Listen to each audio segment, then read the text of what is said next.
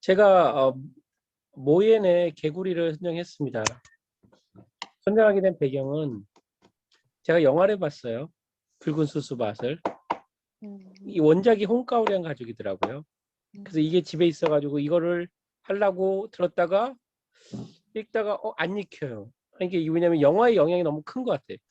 이 홍가오리안 가족이 훨씬 더 범위가 넓은 거고 영화는 그 중에 일부를 가지고 와서 영화한 거거든요. 그러니까 머릿속에 영화의 잔상이 많이 남다 보니까 이 책을 읽는데 되게 불편하다, 이게 잘 안 읽히다. 그래서 안 되겠다, 뭐엔 다른 거 읽자 해가지고 개구리를 읽게 된 거고, 개구리가 그나마 좀 잘 읽혀가지고 모엔에 대해서 좀 더 잘 이해할 수 있는 것 같습니다. 제 우선순위에서 그래서 홍가오리안 가지고 조금 더 뒤로 늦추려고 하고 있습니다. 우리가 지금까지 중국 문학을 한 걸 보면 루신의 악귀정전 했었고요. 그 다음에 위화의 허상간 매열기하고 인생했고, 라오서의 낙타샹즈 했고요. 그 다음에 중국 단편문학산 했습니다. 중국 하나, 둘, 셋, 넷, 다섯 번 했고요. 이번까지 6번입니다. 제가 개구리에 한번 와서 표지를 한번 봐봤어요. 표지를 봤더니 우리나라하고 비슷한 게 별로 없어요. 개구리, 우리는 개구리 딱 그 그림이 딱 있는데 다른 데는 보니까 개구리가 그렇게 확 강조되는 건 없는 것 같아요. 차일드 버스, 계획 생육을 집중적으로 하면서 아마 그런 쪽에 더 그런 쪽에 집중하다 보니까 아마 개구리 너무 내세우지 않지 않았나라는 생각이 들고요. 이러면서 보면 좀 우리 쪽 민음사계 표지가 조금 성의가 없는 것 같아요. 제가 보기에는. 자, 모엔에 대해서 얘기하겠습니다.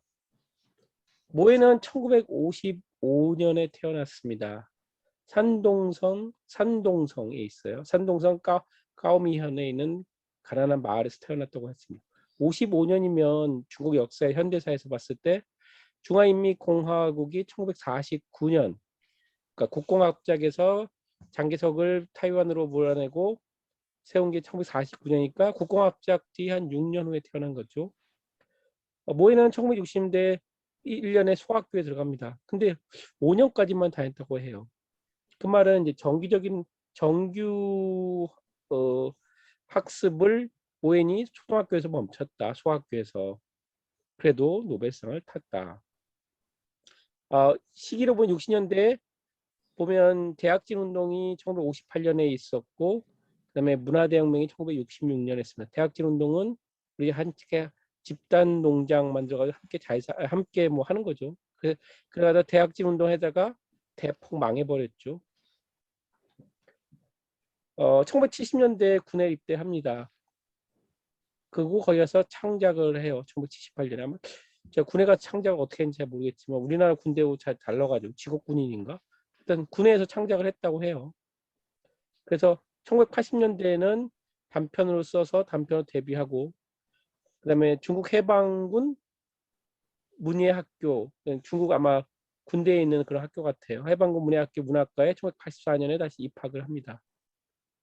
그래서 모엔이 잘 알려지게 된 것은 투명한 홍당무라는 작품으로 문단에서 잘 알려지게 됐다고 합니다. 1985년에. 그리고 1986년에 붉은 수수를 했고 87년에 홍가오리안 가족입니다. 그래서 영화 붉은 수수밭은 이때 홍가오리안 가족의 붉은 수수 이 내용으로 중심으로 해서 쓴 거죠. 그 베를린 영화제에서 황금곰상을 받습니다.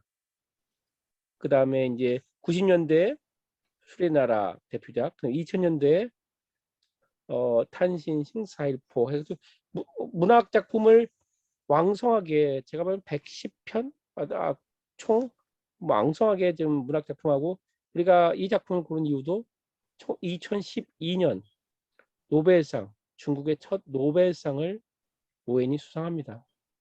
그러니까 이 당시 썼던 게 그 전에 썼던 게 막 개구리, 그 다음에 뭐 붉은 수수밭 이런 것들로 되게 많이 이 사람 어떤 문학적 능력을 봤던 것 같아요. 모엔에 대해서 다시 좀 알아보면 본명이 관마오위에 그 위에 보면 관모업인가요? 이게 관모업 우리말 때문에 이 모자가 가운데 있는 글자 노란 표시한 게 어떤 부수가 어떻게 연결된 거냐면 안일막자하고 말씀원자 이 두 개가 합쳐진 거예요. 그러니까 모에는 지금 본명은 관모예고 필명은 모옌. 그러니까 필명을 지을 때 본명에 있는 글자를 가지고 지은 거죠. 그럼 필명이 무슨 뜻이냐? 안일막자 하지 마라. 말을 하지 마. 말을 하지 않는다. 무슨 말을 하지 않는다? 작가는 말로 하지 않는다. 작가는 말로 하지 않고 뭘로 할까요? 글로 말한다. 그러니까 모에는 그럼 자기의 생각을 자기 필명을 통해서 말하고 싶었던 것 같습니다. 작가에게 가장 좋은 표현 방식은 글로 쓰는 것이다. 산동성이 어딘지 한번 다시 확인해 주시고요. 모엔 작품의 주 배경은 산동성 까오미현이었고요. 이게 이쪽에 있습니다. 우리나라 가깝죠. 모엔이 태어난 곳은 실제 주소는 산동성 까오미현 따란향의 핑안촌이라는 곳인데 문학작품에 나오는 주소는 그의 문학작품 붉은 수수밭이라든가 그의 많은 문학작품의 배경이 되는 곳은 까오미 뚱베이향이라는 곳입니다. 그러니까 실제 고향을 배경화돼 어떤 촌은 창작된 곳이 마을이죠. 그럼 모엔이 어떻게 해서 이렇게 훌륭한 모베상을 탈 정도로 위대한 문호? 그것까지 아니고 우베상을 탈 정도로 문학적인 능력을 키울 수 있었는가? 보면은 모엔이 산동성에 되게 가난하게 태어났다고 해요. 무너진 초가집, 다 떨어지는 뼈를 깎는 노동, 여름이면 찾아드는 지독한 더위, 하여튼 그런 가난이 그다음에 가난 속에서 했던 그런 가난 속에서 먹고 살기 위해 했던 노동 그런 농사들 그런 걸 통해서 그의 어떤 경험들이 그의 경험에 축적이 되었다라고 한 것 같아요. 그러면 모든 가난한 사람이 다 문호가 돼야 되잖아요. 그러면 모엔에게는 가난 말고 또 뭐가 있었을까요? 어린 시절부터 모에는 책을 읽기 즐겼다고 합니다. 그래서 요제지, 그러니까 요제가 쓴 기이한 이야기, 봉신연 이것도 약간 좀 어떤 그런 민간 이야기고요. 삼국지연의 수호전, 유리매사. 그러니까 우리말 따지면 정사에 나온 것보다 어떤 이야기거리들, 민간 이야기 그런 것들을 되게 많이 읽었다고 합니다.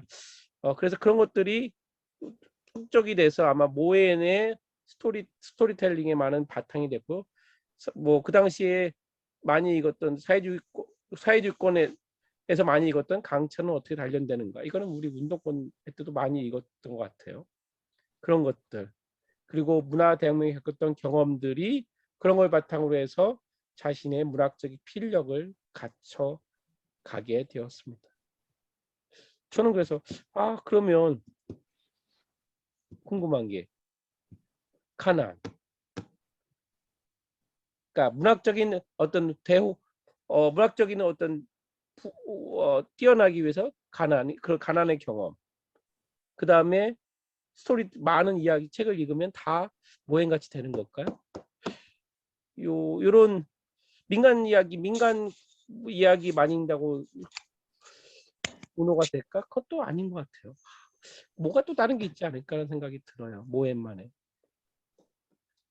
모에는 환상적 리얼리즘 경향으로도 분류된 작가입니다. 우리 이 작가로 하면 대표적인 게 가브리엘 가르시아 마르케스가 대표적인 작가고요.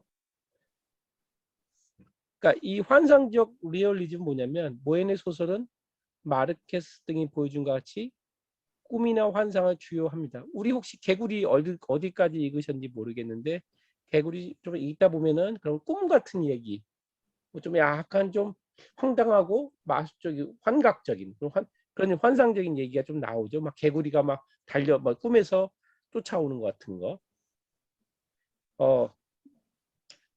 그런 이제 중국의 민간 이야기도 읽었지만 어떤 서구의 어떤 포크너나 그런 마르케스 같은 그런 작품, 모더니즘 그런 작품도 많이 접한 것 같습니다. 그렇지만 그가 발을 딛고 있는 것은 어떤 중국이라는 그런 수많은 이야기, 그런 걸 통해서 그가 접한 문학을 포함한 민담, 설화 등 이야기가 자기만의 어떤 스토리텔링으로 됐던 것 같아요. 그러니까 그 한 나라가 가지고 있는 문학적인 어떤 전통, 그런 것들 밑바탕도 중요하다고 볼 수 있겠죠. 모해는 역사적인 사건, 즉 우리가 알고 있는 계획생육 또는 뭐 문화대혁명, 그런 역사 사건을 비판하거나 그렇지 않고 그 역사 시대를 살아간 인물의 성격을 묘사하고 있습니다. 즉 모해는 계속해서 인물 성격을 묘사하고 있다. 그럼 그에 대한 역사에 대한 성격은 뭐냐? 역사는 주인공의 영혼과 감정, 운명의 변화를 표현하는 일종의 무대장치, 환경이다. 그 소설은 그 민성을 묘사하고 감정을 묘사해야 된다. 그래서 고모의 좀 뒤에도 나오지만 고모를 통해서 생육계획 또는 문화대혁명을 비판한 게 아니고 문학 이 계획생육 시대를 살아가는 고모의 어떤 이야기를 허구하고 실제 이야기를 합해가지고 그 고모에 대해서 주로 많이 이야기를 했죠. 아까 내가 환상적 리얼리즘 부분이라고 했는데 이 부분인 것 같아요. 제가 봤을 때는. 질척거리는 오솔길을 따라 개구리들의 울음소리에서 도망치려고 애를 썼습니다. 아무리 빨리 달려도 꽥꽥거리는 처량하고 원한에 가득한 울음소리가 사방에서 절 자꾸만 얽어매는 겁니다. 이 고모를 꿈에서 이거 얽어매는 거죠. 고모의 꿈 이야기예요. 오솔길의 진창이 마치 젊은 사람들이 뱉은 껌처럼 신발 밑바닥에 딱 붙어서 다리를 들어올릴 때마다 젖먹더니까지 떼어내야 했습니다. 신발 밑바닥과 길바닥이 은빛실로 이어져 있었어요. 그 선들을 끊어버리려고 묻혔지만 발이 닿을 때마다 다시 새로운 길이 생겼어요. 뭐 이런 얘기고요. 모인이 그 노벨상을 받을 때 노벨상 위원회에서 뭐라고 했냐면 2012년 10월 11일이었는데 모인에 대해서 hallucinatory realism, 뭐 이게 환각적 리얼리즘인데 그게 어떤 거랑 결합됐냐면 폭퇴, 인간의 폭퇴라고 역사 그리고 그런 동시대 이야기 그런 것들과 결합한 환상적 리얼리즘이다. 그리고 모엔 is a poet. 모엔은 시인인데 어떤 시인이냐면 작가인데 테오다 뭘 무너뜨리냐면 전형적인 어떤 프로파간다 포스터. 그러니까 딱 전형적인 뭐 개인에 대해서 딱 그려지는 거 그런 게 아니고 뭔가 개인에 대한 엘리베이션, 개인에 대한 것들을 뭔가 다수에서 숨겨져 있는 개인에서 뭔가 살아있는 개인으로 해서 그러니까 드러냈다. 네, 그렇게 저는 해석하고 싶습니다. 노벨상 수상연설에서 모엔이 한 10분, 15분을 어머니에 대해서 얘기를 많이 했어요. 그건 것들이 아마 더 이 사람이 뭔가 하고 싶었던 얘기가 그런 돌아가신 어머니가 자기에 미친 영향이 얼마나 큰지를 말하고 있는 것 같아요. 한번 잠시 들어보도록 하겠습니다. 안 보이면 말씀하세요. 보입니다.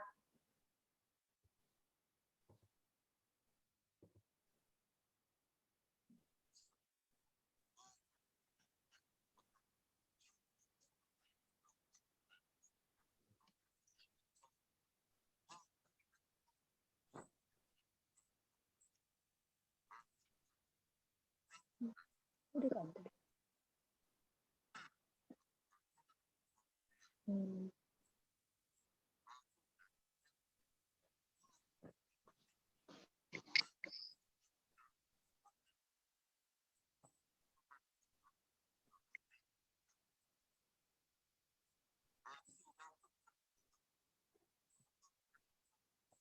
소리는 안 들리네요.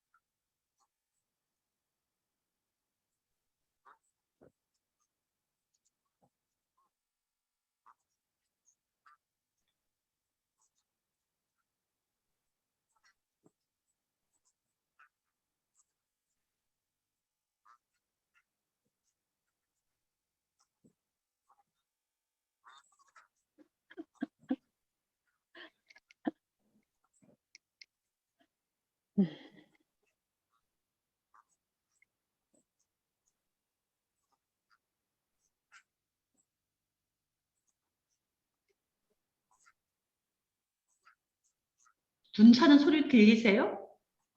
저는 소리가 안 들려요.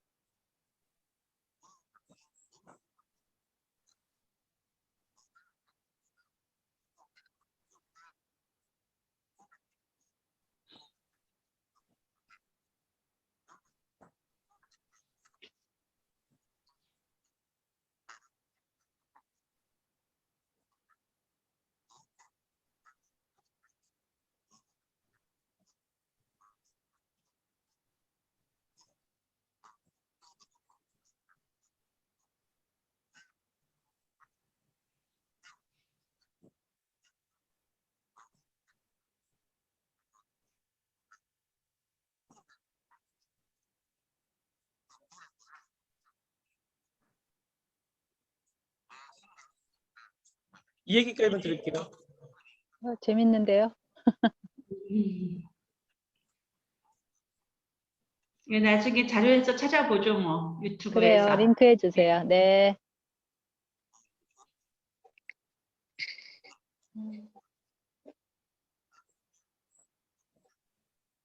어머니가 훌륭하시네요. 그러게요. 아유,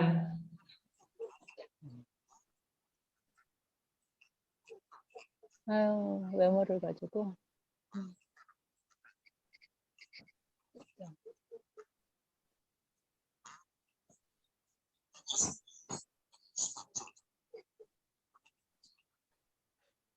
제가 처음에 말했을 때 가난한 거, 책을 많이 읽은 거, 그것만 가지고 어떤 대문호, 이게 대문호라고 한다면 문호가 되지는 않을 것 같다. 뭔가 있었을 것 같다. 근데 그런 또 하나는 어머니 영향도.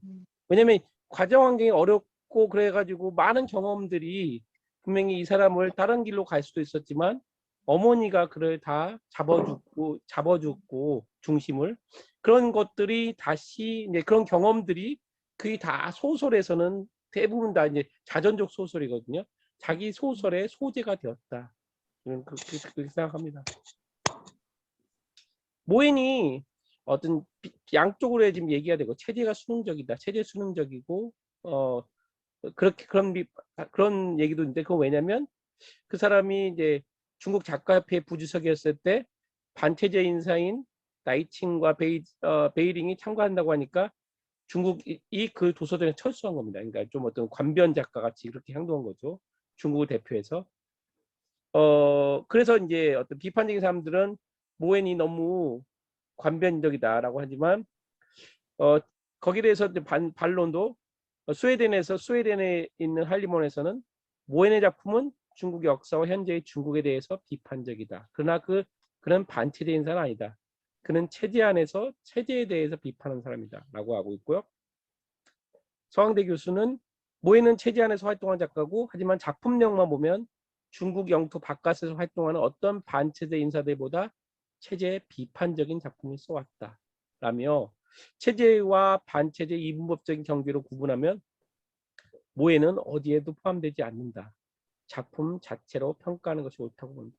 저는 이 의견에 동의합니다. 모엔을 가지고 어떤 작가가 체제에 수능적이다, 비판적이다 보는 게 아니고 그 작품을 봤을 때는 저는 어떤 중국이 겪었던 그런 것들이 많은 것들이 되게 비판적으로도 많이 읽힐 수 있다라고 보고 있고요.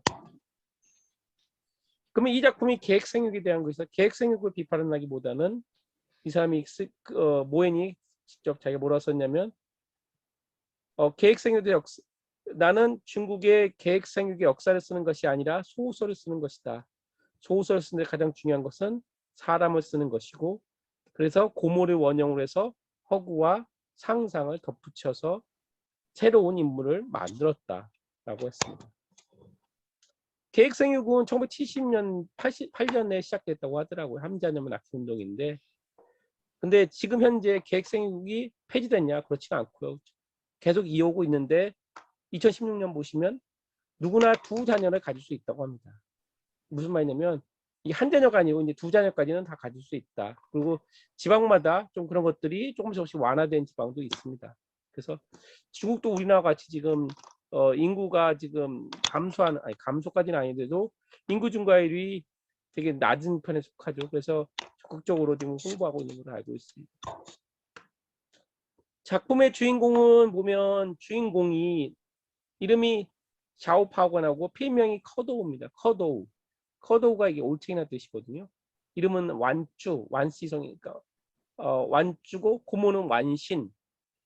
주인공이 그래서 주인공이 아내가 나오고 고모가 나오고 친구들이 얘기가 납니다. 친구가 중에 여러 친구들이 나오고요. 이거 넘어가고 이 작품의 구성은 1인칭 작가 소설입니다. 소설이겠죠. 근데 작가가 주인공이 고모에 대해 쓴 거죠. 자기 내용이 아니 자기 내용 플러스 고모에 대해 쓴 거고 형태를 작가가 어떤 편지를 누구에게 쓰는 형태로 합니다. 편지 그러니까 편지를 누구한테 쓰냐면 스키타니 요시토라는 일본인에게 쓰는 형태로 하고 있고요. 그 편지를 2002년부터 2009년에 걸쳐서 쭉 쓰는 마치 저가 이제 보면 이 소설이 아니고 정말 편지글이다라고 느끼게 하고 있죠. 그 다음에 총 5부인데 그중 1부 4부는 시작할 때 그 스키타니 요시토한테 드는 소설이고 그러니까 편지고 그 편지 다음에 그 사람한테 보내는 고모에 대한 이야기 또 구성되어 있습니다. 그 나중에 5부는 이 고모에 대한 어떤 연극으로 구성되어 있죠. 그러니까 결국은 이 소설은 편지체면 서신체면서 마지막에 희곡을 넣었습니다. 그럼 왜 그렇게 구성했을까요? 작가는 모에는 나는 소설 구성에서 서신체와 연극을 서로 결합시킨 새로운 형식을 창조했다. 이는 분량이 너무 많다는 문제를 해결해 줄 것이며 동시에 허구와 진실이 번갈아 등장하는 방식과 연극 속의 연극인 효과는 소설 서사 공간을 크게 확대시켜서 소설을 더욱 풍부하고 다의적으로 만들 것이다. 라고 했습니다. 예, 저도 약간 특이했습니다. 예, 저도. 아까 했을 때 그러면 이게 체제 비판적이냐라고 했을 때는 저는 이제 체제 비판적으로 봤던 게 뱃사공 이제 계획생육 운동이 어느 정도 완화되고 거기서 이제 뱃사공이 대리모 사업, 대리모 사업을 하는 그런 사업을 도와주는 그런 역할도 하고 있는데 뱃사공이 이러고 하죠. 아이고 아저씨 지금 어느 시대가 어느 때인데 계획생육이 뭔 이야기를 하세요. 이게 돈 있는 사람은 벌금 내면서도 아이를 낳잖아요. 마누라 그다음에 그다음에 인민공사 때는 농민들에 대한 통제가 어찌나 심한지 시장 갈 때도 허가를 받아야 하고 타지 나갈 때는 증명서를 발급받아야 했지만 지금은 세상 어디 간다고 상관한 사람이 없어요. 돈으로 이제 해결하면 되니까. 돈 없는 사람만 아기 못 낳는 거고 관리들은 작은 마누라를 만들어 아기 낳고 그건 뭐 설명이 필요 없겠죠. 그저 돈 없고 겁 많은 공직자들이나 감히 둘째를 못 낳지 돈이 많은 사람들은 이 문제가 없어요라고 얘기를 하고 있습니다. 그다음에 개구리에 대해서 왜 제목이 개구리일까? 처음에 저는 읽을 때부터 궁금했는데 개구리가 중국어 발음이 와입니다. 와. 근데 여기 보면 와가 세 가지 한자가 세 가지가 등장하는데 작품에서 보면 뭐 이런 게 나와요. 제목 고모가 물었습니다. 영국을 쓴다고 하니까 희곡을 쓴다고 하니까 제목이 뭔데 와요. 개구리 와 이런다. 개구리요 하니까 와라고 들으니까 그게 와자에는 또 악이란 뜻도 있어요. 한자에 악이란 뜻도 있으니까 고모가 악이란 뜻이야 하니까 아니요 개구리예요. 하면서 잠정적으로 개구리란 뜻의 와로 했어요. 물론 여와, 이 여와는 뭐냐면 중국 신화 중에서 창조의 신입니다. 창조 여신이에요. 여와에서 와자도 또 있죠. 여와의 와를 쓸 수도 있어요. 여와가 사람을 만들었고 개구리 와 역시 다산의 상징이잖아요. 그리고 또 우리 까오미 동배양의 토템이고. 그러니까 개구리가 이렇게 다양한 해석의 여지. 와로 들으면 아기도 되고 개구리도 되고 여신도 되고 창조 여신도 되고 그러니까 그런 여러 가지를 그러니까 해석의 다양성을 넓혀준 상태에서 만들었지 않았을까라고 생각을 하고 고모가 이제 딱 많이 변해가요. 고모가 처음에는 고모는 산파 역할, 아이를 낳아주는 산파 역할을 했죠. 그 당시 어떤 신식으로 배워서 16살에 위생학교를 졸업하고 17살부터 고모가 아이를 낳는 것을 도와주기 시작합니다. 그래서 1953년 4월 4일에 난생 처음 아이를 받았고 그게 이제 천비라고 작가의 친구죠. 그리고 그때까지 고모가 받은 아이가 모두 1만 명. 그러니까 37년인데 53년까지 1만 명이면 몇 년이야? 15, 10? 아니 실수. 다시 53년 그러니까 17살부터 아기를 낳은 17살부터 아기를 낳은 거죠. 아기를 이제 낳는 걸 도와준 거죠. 53년 봄이라면 저희 고장의 여자들 모두 신식분만의 저항감이 심할 때였고 늙은 산파들까지 악담을 퍼뜨리고 다녔던 때예요. 그 작품에는 처음에 아기를 낳을 때 산파가 있는 것을 물러나게 하고 어떻게 도와줬는지 그런 것들이 잘 나오고 있습니다. 고모는 이제 그 당시 아주 적극적으로 그런 역할을 했고요. 근데 그 고모가 이제 산파 역할에서 갑자기 계획생 전도자로서 바뀌게 됩니다. 그게 한 29살인데 중국에서는 인구가 그러니까 풍년이 되고 그러니까 집단 농장 체제로 가면서 어떤 좀 일시적으로 풍년이 되면서 인구가 확 증가해요. 그러니까 이러면 안 되겠다 해가지고 다시 이제 인구 조절을 가게 되면서 계획생육을 하죠. 이 계획생육에 대한 얘기가 뭐 헌법에도 있다고 하네요. 어쨌든 그래서 계획생육의 전도자로서의 고모가 변신을 하게 됩니다. 그즈음 마을 방송에 자주 고모 소리가 나왔습니다. 마을 돌아다니면서 뭐 이렇게 각대대 간부들 주목하십시오. 공사 계획생육 지도분과 8차회의 정신에 따라 아이를 셋 낳은 남자는 모두 위생원에 와서 청구한 수술 받으십시오. 라고 확성기로 계속 홍보를 하는 그런 좀 남들이 그 당시에 이제 계획생육에 대해서 되게 비판적이 마을 사람들이 다 비판적인데 그런 것들을 이제 당의 명령이다. 당에서 시킨 거다 해가지고 밀어붙이는 역할을 고모가 합니다. 그래서 이 작품은 이 고모가 이런 계획생육에 대한 것들을 하는 얘기가 많은 부분을 차지하고 있죠.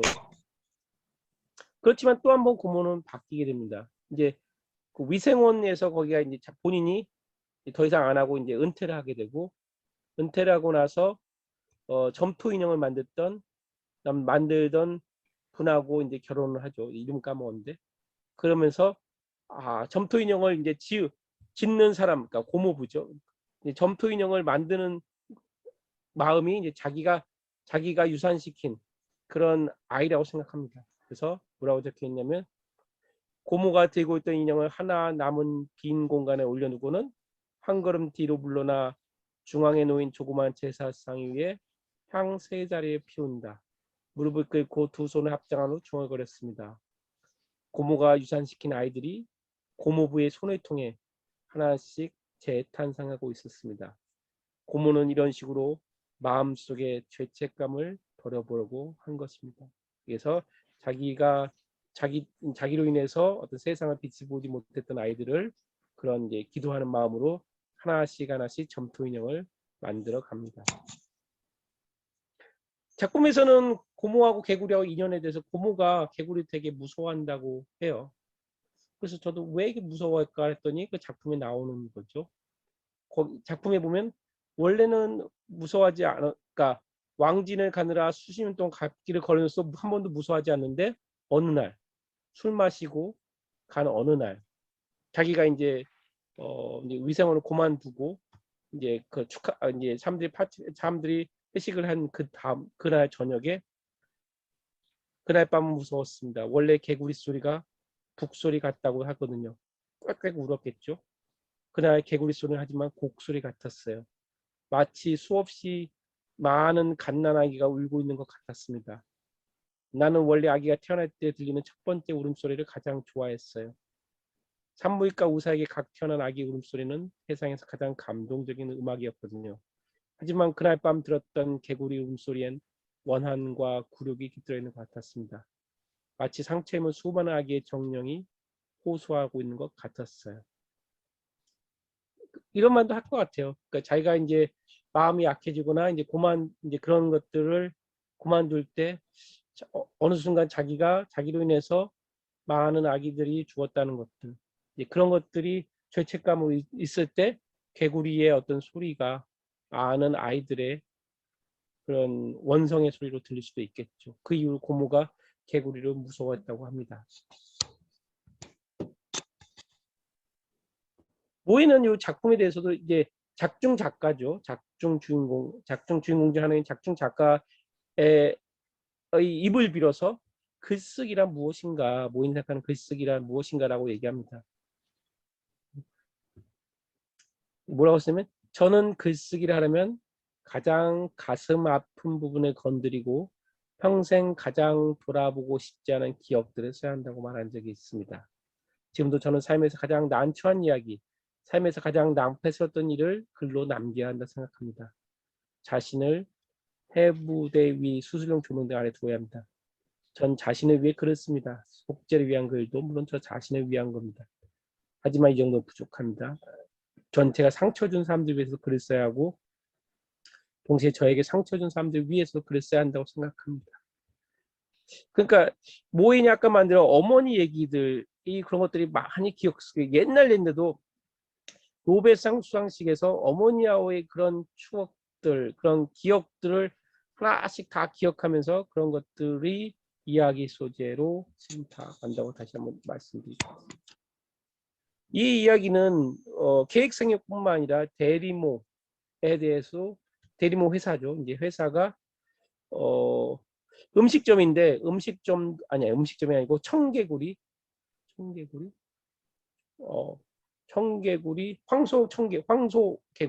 황소개구리를 식용으로 식용이나 여러 가지 용도로 만들고 있는 회사가 대리모를 하는 회사까지 이제 사업을 하는 거죠. 거기서 이제 그건 부도덕성에 대해서 고발합니다.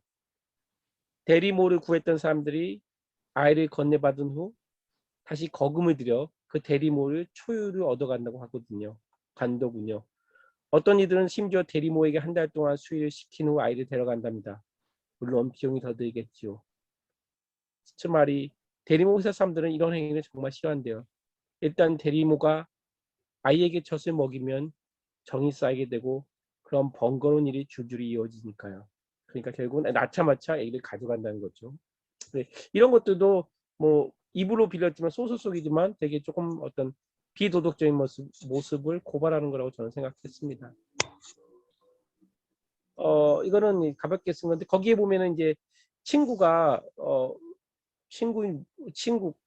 친구가 돈키호테 음식점을 만드는데 이 음식점은 문학을 좋아해 가지고 음식 메뉴가 뭐 옥타비아노 소고기찜, 안토니우스와 옥타비아노 소고기찜, 마거릿 채소 샐러드. 그래서 문학에서 따왔다고 합니다. 조은미님. 그래서 나중에 우리 식사가 가능하면 조은미님의 그런 음식에 이 문학적인 이름을 붙여볼까 어떨까 생각이 들어서 가져왔습니다. 참 좋았어요.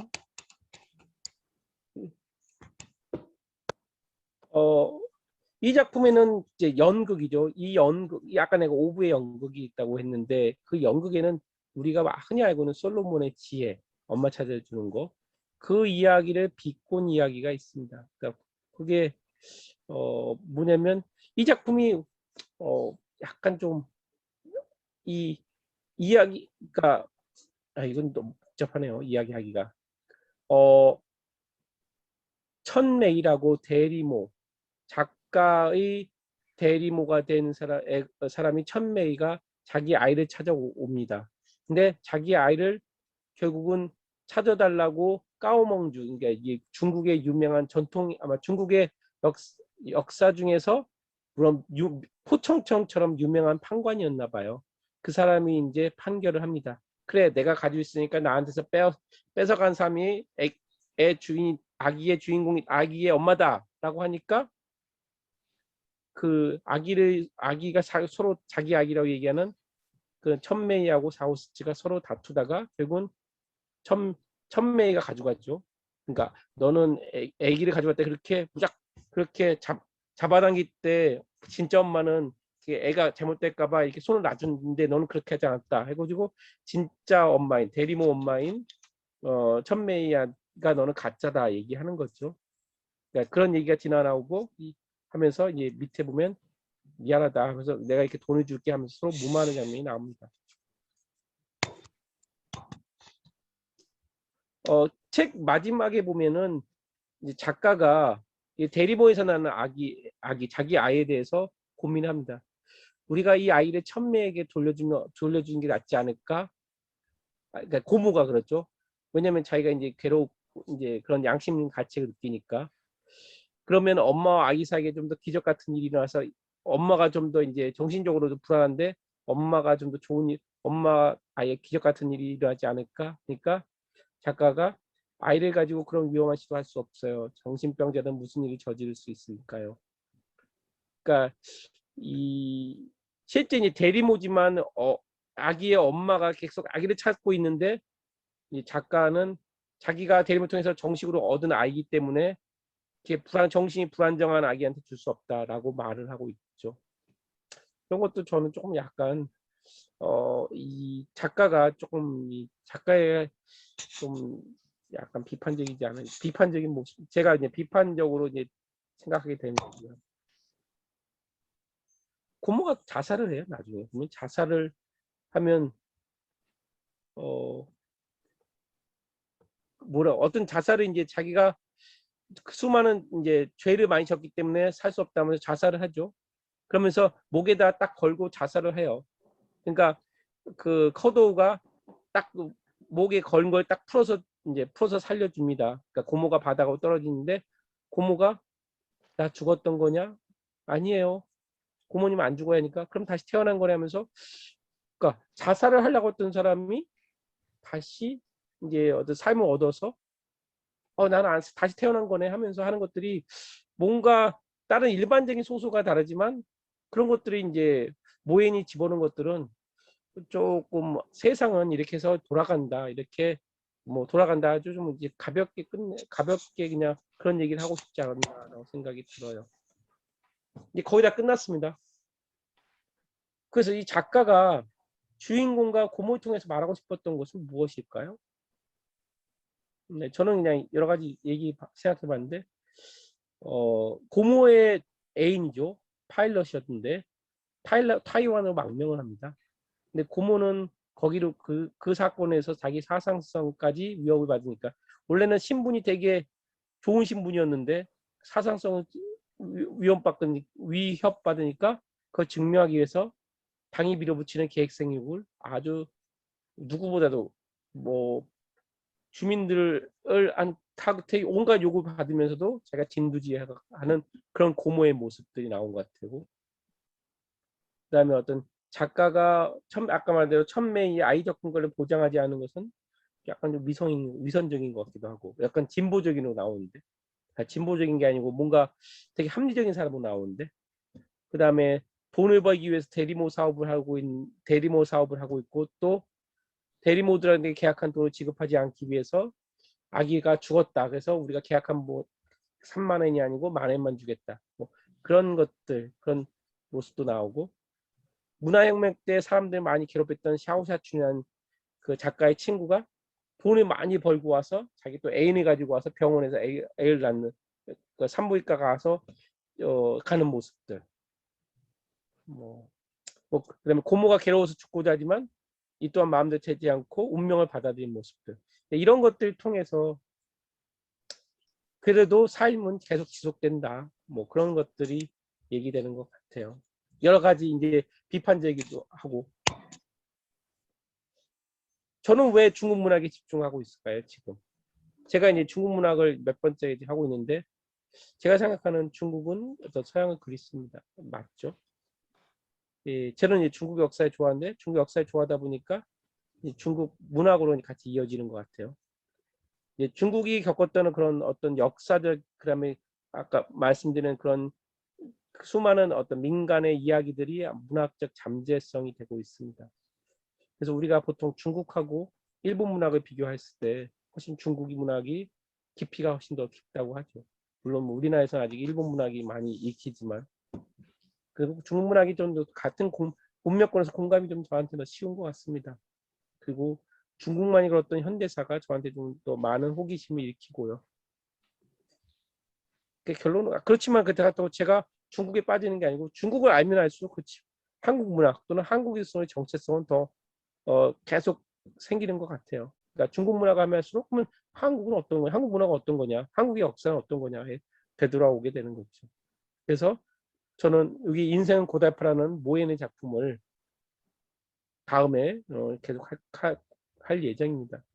이것도 좀 더 뭔가 모엔을 쉽게 만날 수 있지만 우리가 조금 다른 책에서는 볼 수 없었던 그런 작품이거든요. 자, 여기까지 하고 다음 문습은 김초엽의 우리가 빛의 속도로 갈 수 없다면으로 조은미 씨가 진행하도록 하겠습니다. 저는 이상입니다. 감사합니다. 수고 많으셨습니다. 아우, 네. 고생하셨어요. 네. 네.